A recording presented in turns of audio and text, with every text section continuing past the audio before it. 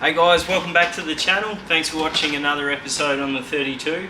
We're finally into some fun nitty gritty stuff at the moment. We're going to put the seats in, get the interior in, get the M-Tron KV8 mounted, and yeah, sort of slowly put it back together. What I'm doing here is I've just got some gentle soap called liquid green. I mix it very lightly just in some warm water, and it's come up really nice so far. Like just all the boots, like that shifter boot it's in really good condition. That hasn't been replaced. That's actually all the factory surround. It hasn't got any bubbles or cracks or anything in the dash. The panel that goes across here, destroyed from sun damage. Not completely, it's where it had sun on it, it had pulled tight and it had pulled off the corners. But luckily we can actually get them brand new. What we're doing is just using this gentle soap and we just sort of wipe over them, give them a good scrub and clean them. Yeah, so there's no damage or anything done on them, but you can tell, like, look how dirty they actually are. And I would call this car pretty clean. So we're going to shampoo and vac out all the carpet, bring that up to scratch, and then we'll put all the seats in.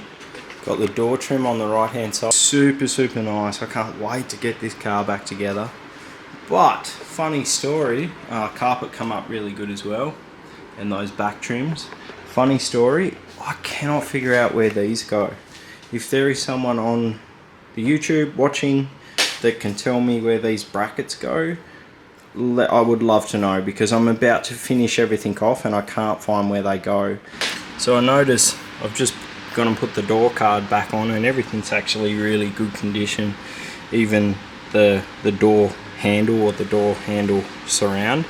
But what I did notice is the actual door handle itself is quite, I don't know, it's just got a really sort of horrible colour. I'm not sure what it is, but I've seen this thing where people use a bit of steel wool. Here we go, see how it works.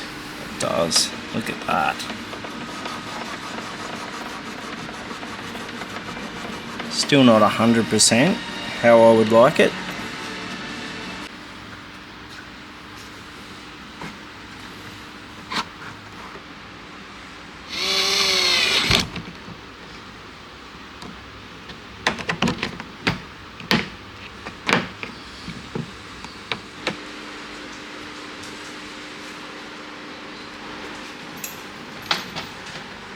Special animal. This is probably one of the cutest animals you'll ever see. See, when you say that, that scares me because... Actually, she's very fluffy. Her name's Webster. That is one big fucking spider. That thing's gonna trap the dog. I've got to get rid of that. Let's get straight into it. Today we're gonna get the catch can, or the breather. It's not really a catch can, it's a crankcase ventilation breather. We're going to get that sorted. I've got the two fittings there, the two 150-12 cutter line fittings. I've got a heap of fittings from Raceworks to finish off, like billet line separators, lots of little things just to tidy everything up. I'm gonna, look, I've done a lot to the interior. I can't do any more to the interior until Brian from Novus Windscreens puts our windscreens back in, which will be tomorrow afternoon. So today, let's focus back on the engine bay, then we can get back into the car, mount the KV8 next week, and we should realistically be turning this thing over to start. Home stretch, pretty pumped. Sick. So there are two -120s. I'm going to get stuck into plumbing in the oil filter. We're going to plumb in the MAC valve. I've got to plumb in the oil pressure reg. I've got so much to do, it's not funny. There we go. So that's looking pretty sweet. Just using -3 Flex PTFE just for a bit of heat protection. It's not as flexible as the 100 series, so this is their 200 series hose, but we just go on bottom of the diaphragm, going to the back of the bottom of the rear one, front goes to the top, and then the rear top, so they link up. So then we just have our two lines here, one and one, off to our MAC valve, our Turbo Smart E-Boost 2. Alright, I'm pretty stoked with that. I think it's time to pack up. It's been a long day. Believe it or not, that took a few hours just to get all those fittings sorted out.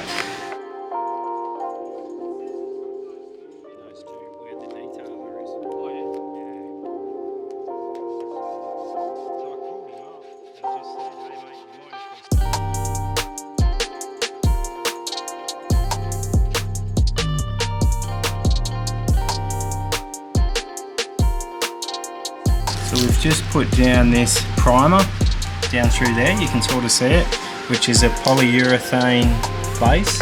It provides a surface that the polyurethane adhesive binds very freely to. Yep. And it bites nicely into the polyurethane paint.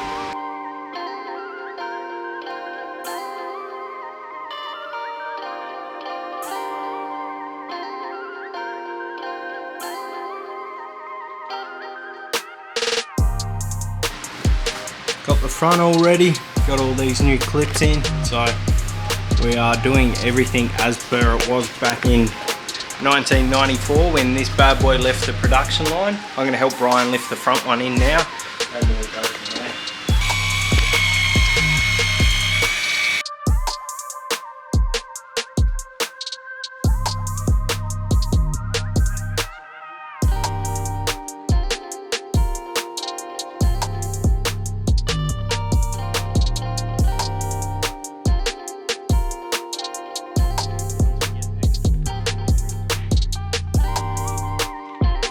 So we've got all the windows in, the glass is in the front. It took us approximately 4 hours to get all the screens in with the new seals. It was a long night. By the end of last night, I was exhausted. I just left the car as it is. But it really come up so nice. So I haven't had a chance to clean everything yet, but check that out. Have you ever seen a genuine seals and a genuine screen in like that? It's so cool to see it new. Some of it hasn't sort of settled down yet, like this corner hasn't sort of settled down, so I need to push that in. But what I am going to do tonight is, well, other than clean up, is finish off the wastegates. Now I've gotten a fair way with the wastegates, as you can see. So I've got them sort of all plumbed in. It's pretty dark down there, but I've got these awesome T sections here. So we've got that plumbing done to the back wastegate. It looks really cool with these lines. And then we're sort of going to loop it around and put it on here. So one needs to go to there, one needs to go to there. This one here needs a positive boost pressure. So I was thinking of maybe just running it into here, or I'll run it around to maybe to the intake plenum. Then that's done. I can talk to Pete at Hypertune about getting my wastegate pipes, because that's what I'm really waiting on next. I've got a feeling I'm going to have to make them myself, but we'll see. Maybe he'll come up with them. Yeah, so should be fun. I've got a heap of fittings here from Raceworks to finish off the wastegates. I did an order yesterday. So yeah, that's what's happening, guys. Let's get into it. Okay, so it's time to get back on with the wastegate MAC valve. Now this is not something I'd normally do. I wouldn't normally mount it there. I would actually mount it over where the factory one is and then run vac lines all the way through, but I don't want to do that. I want to keep it nice and clean through there. There's already too much happening down through there, especially with the oil cooler, the oil lines. I've now got to do a power steering cooler. I don't know why I didn't think of that. So I'm probably just going to do, I know everyone's going to hate on it, but I'm probably just going to do a Mishimoto one. But yeah, it's definitely different doing this MAC valve here. It's not something I would normally do. So, but we've got the room and it sits there like it looks like it should be in a factory position in our awesome billet Raceworks bracket.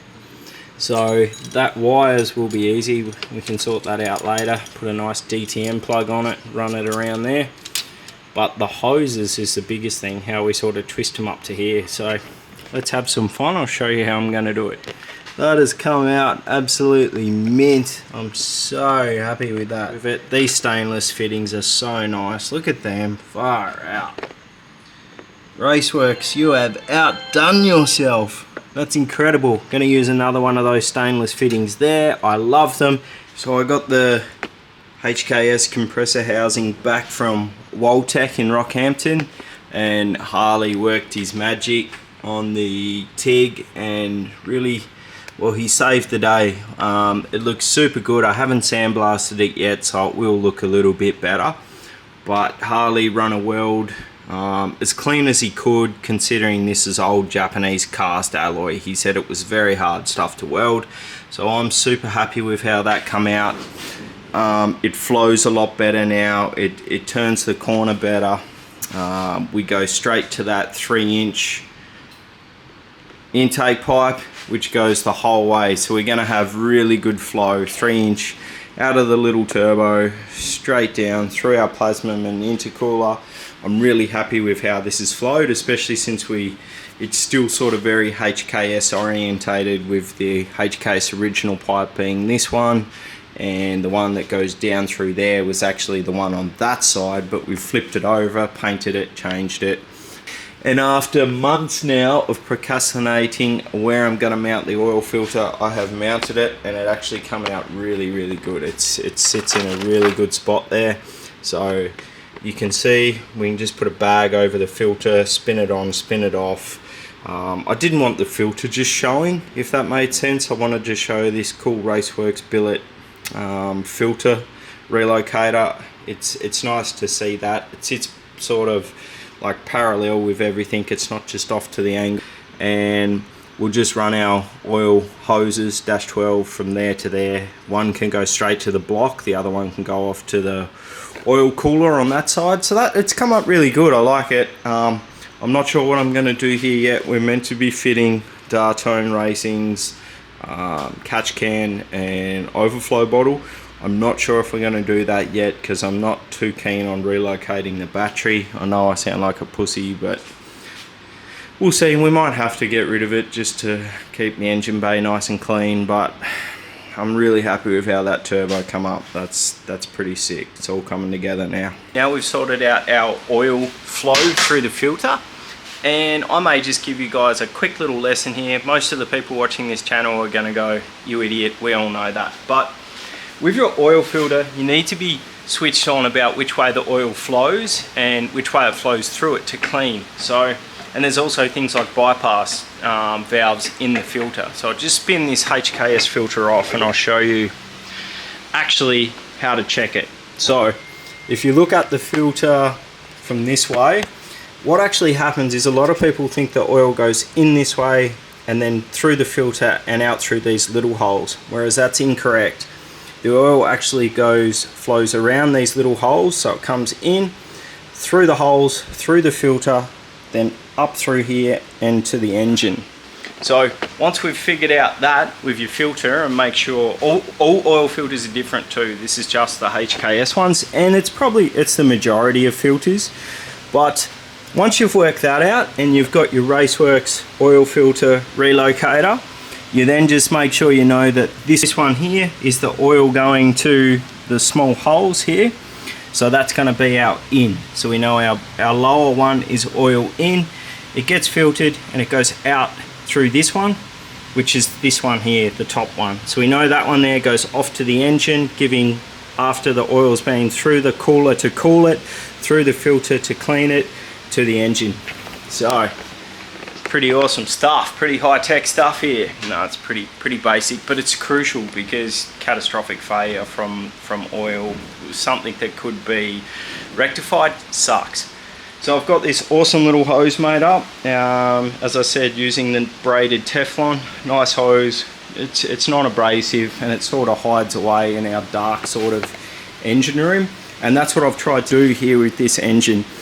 So we've sort of got all the bright coloured stuff up the top, and then underneath is everything dark. So I've used like you know, the shiny stainless steel hose at the top of the motor, and then as it sort of goes underneath the motor, we'll swap over to the darker stuff like this filter, this hose. So yeah, let's put him on.